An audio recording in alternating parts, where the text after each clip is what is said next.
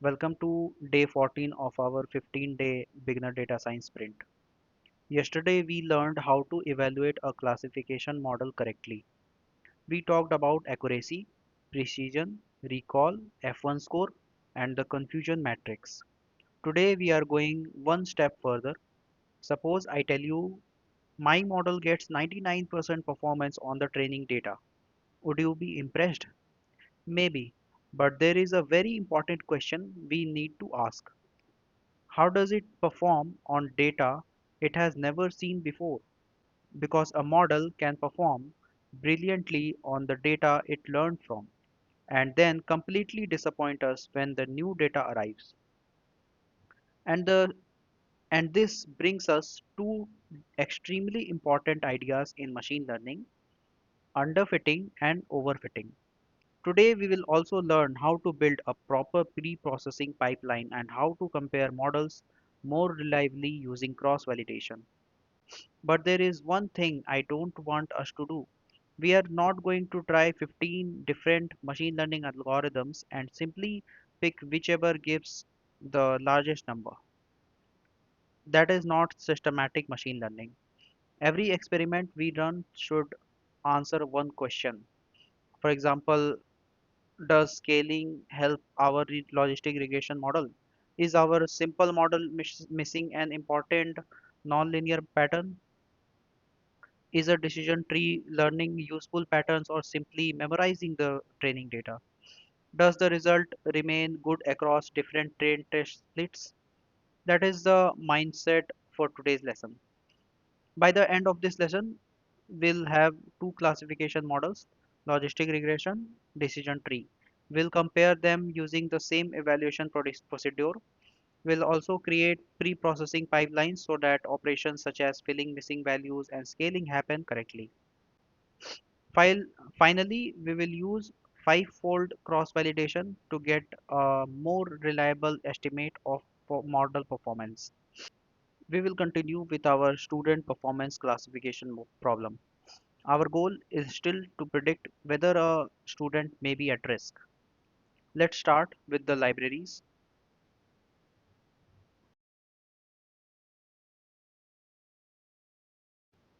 Pandas will help us work with the dataset. NumPy will help us with a few numerical operations. Now let's load the dataset.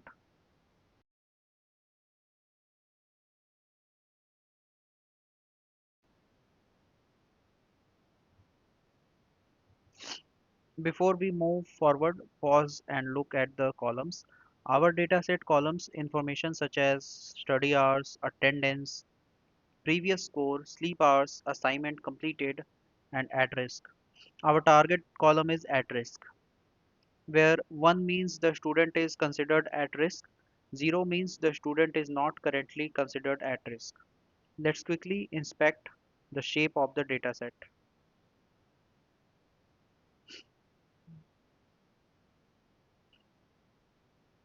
And let's inspect data types and missing values.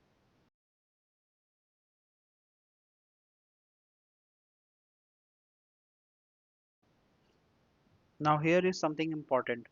Real world datasets are rarely perfectly clean. Some students might have missing values. Maybe attendance was not recorded, maybe previous score was unavailable, maybe sleep information wasn't submitted. One option would be to clean the entire dataset before machine learning. But there is a safer approach. We can make pre-processing part of our machine learning pipeline. We'll come to that shortly.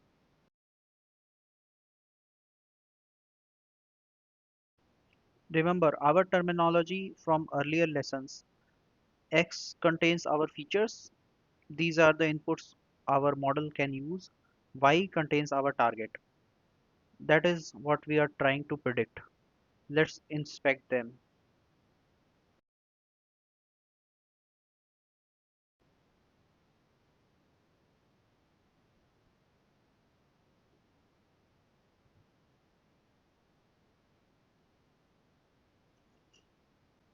Before continuing, ask yourselves, do we have roughly similar numbers of the two classes or is one class much more common?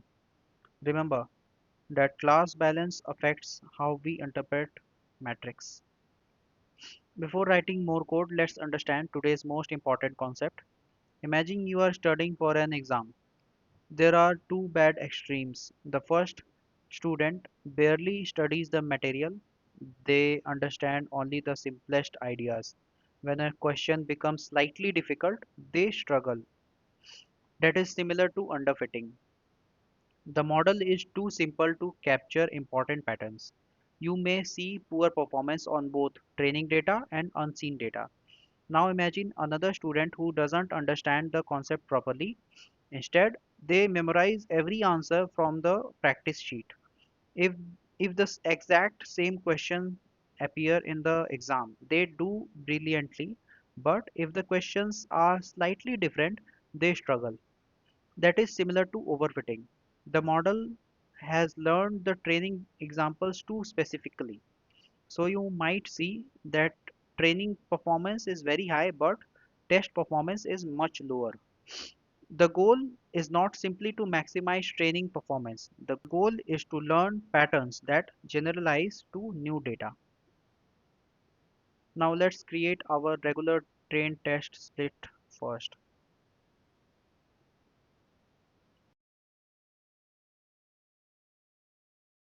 We have already seen train test splitting. 80% of our examples will be used for training and 20% will remain unseen until evaluation. Notice that I am using this stratify equal to y. This helps us This helps keep the class proportions similar in the training and test sets. Let's inspect missing values.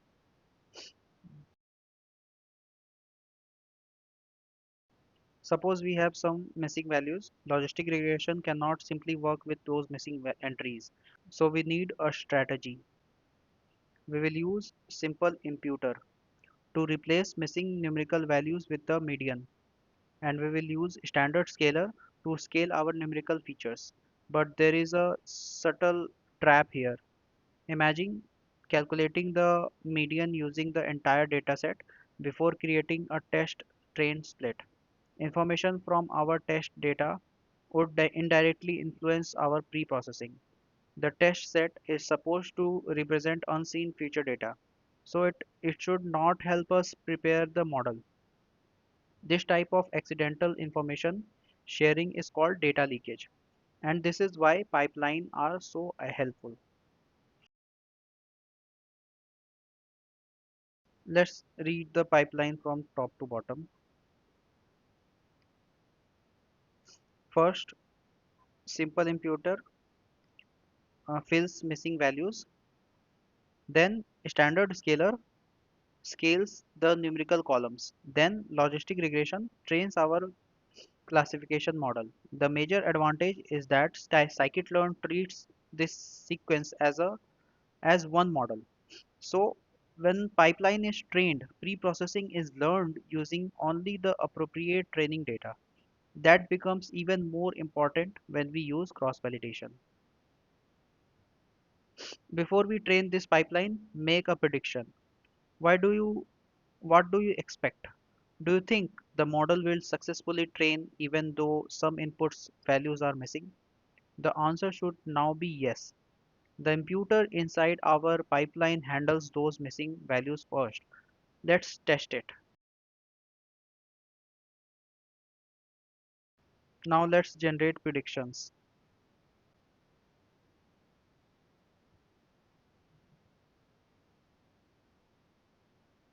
and calculate F1.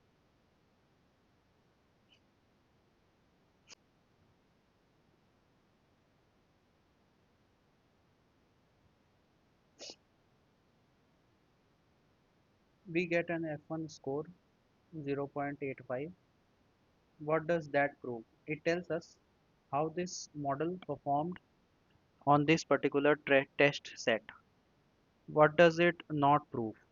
It does not prove that the model will always achieve exactly the same performance. If we choose a different train test split, our score could change. That leads us to our next tool, Imagine we have 500 students. We randomly choose 100 as our test set. Our performance depends slightly on which student happened to enter those 100 examples.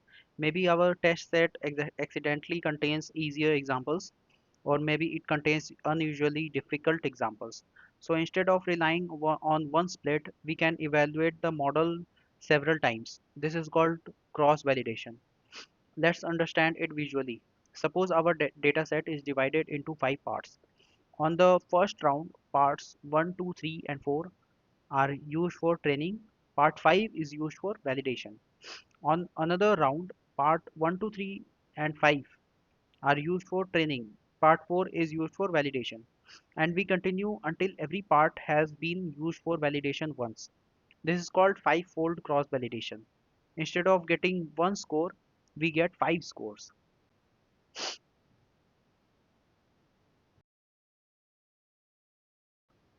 Before running this cell, predict what the output will look like. Will we get one F1 score or several? We should expect five scores. Let's run it. Our output looks like this. Mean mean F1 score is 0.85. The exact values may differ. The important point is that now we can see whether the model performs reasonably consistently across different subsets of our data. And this looks relatively stable.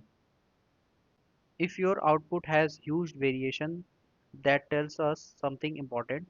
Our model performance may be unstable. So don't only look at the mean. Let's calculate the standard deviation too.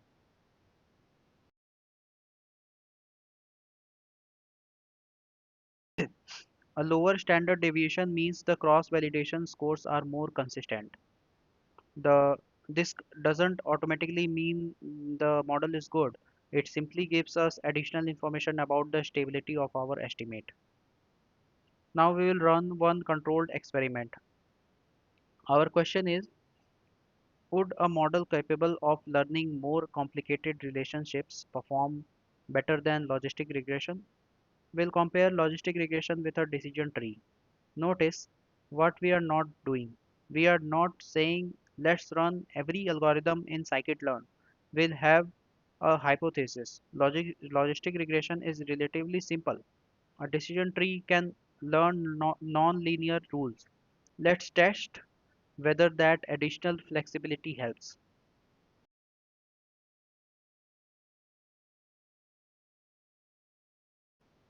You may notice something missing. We are not using standard scalar. Why? Decision trees generally don't require feature scaling in the same way logistic regression does. But we are still using the imputer so that missing values are handled consistently. Now let's evaluate this tree using exactly the same cross-validation setup.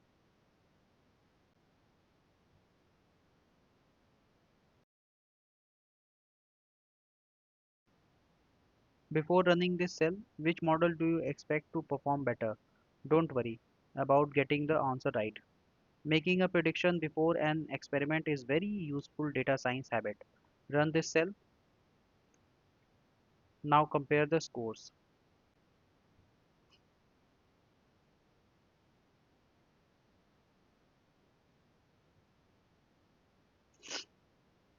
Now we have a fairer comparison.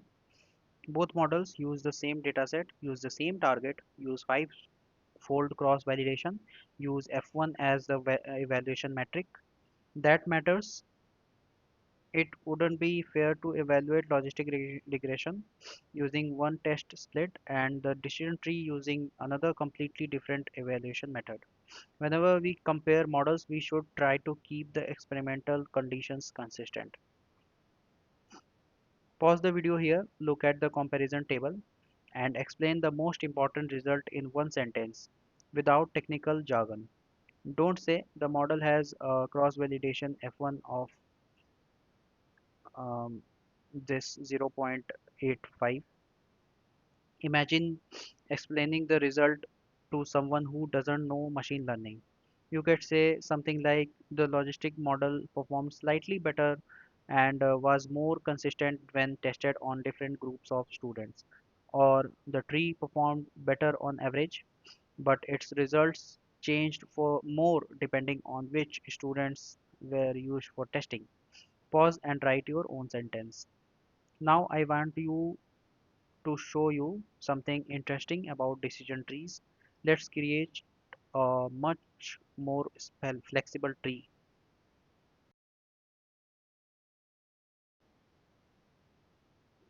Notice we have removed max depth equal to 4. The tree can now grow much deeper. Let's train it using our original training set.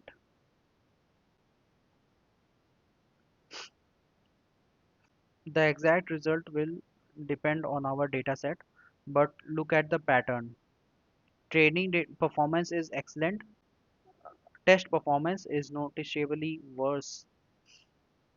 This is a warning sign of overfitting. The model learned the training data extremely well, but some of what it learned did not generalize to unseen students. And remember, perfect training performance is not necessarily something to celebrate. Let's compare that with our limited depth tree.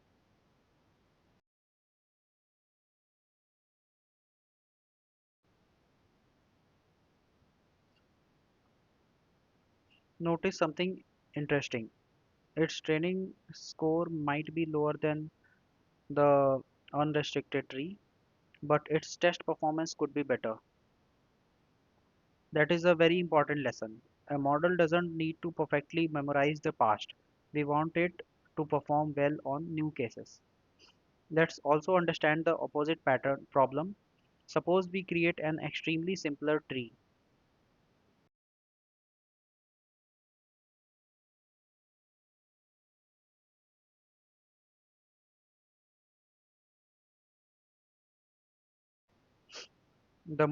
If both scores are relatively poor, the model may simply be too limited to capture important patterns.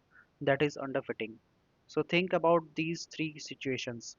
Underfitting, training performance poor, test performance poor, the model may be too simple.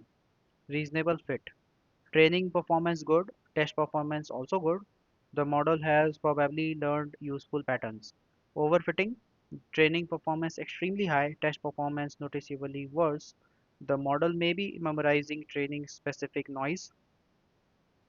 Don't treat these as strict mathematical rules. These are all useful diagnostic patterns. Now it's your turn. Your challenge today is to compare two models fairly.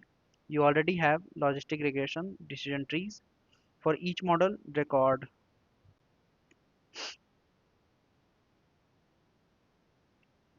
mean cross validation F1, training time, and interpretability. Let's create a starting point. Instead of cross val score, try using cross validation. It can return additional information such as training time.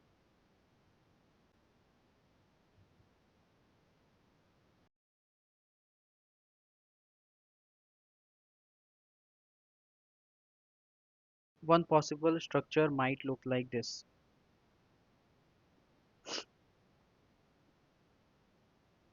Here is your starting point. Now inspect logistic regression keys. Your task to calculate test score mean. Create a final table containing model, mean F1, average training time, interpretability.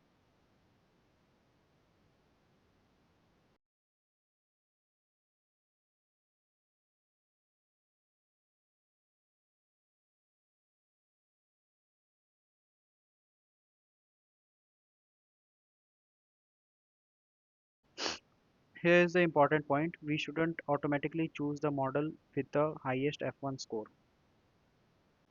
That tiny difference may not justify choosing a much better, much more complicated model. Other considerations matter too. For example, stability, training speed, predictions speed, interpretability, business requirements, cost of mistakes, maintenance complexity. Machine learning is not simply largest metric wins. Now, common mistakes like one of the biggest beginner mistakes happens at this stage. Someone learns logistic regression, decision trees, random forest, support vector machines, k nearest neighbors, gradient boosting, and suddenly the workflow becomes try model 1, try model 2, 3, 4, 5, and pick the largest model. That isn't a very strong experimental process. Before changing something, ask what question am I testing? For example, I think logistic regression may be underfitting because the relationship between the features and target could be non-linear. Now testing a decision tree makes sense. Or the unrestricted tree seems to be on overfitting. So I want to test whether reducing its depth improves generalization. That is a meaningful experiment. Every experiment should have a reason. Let's connect today's tool to everything we have learned so far. Our workflow is become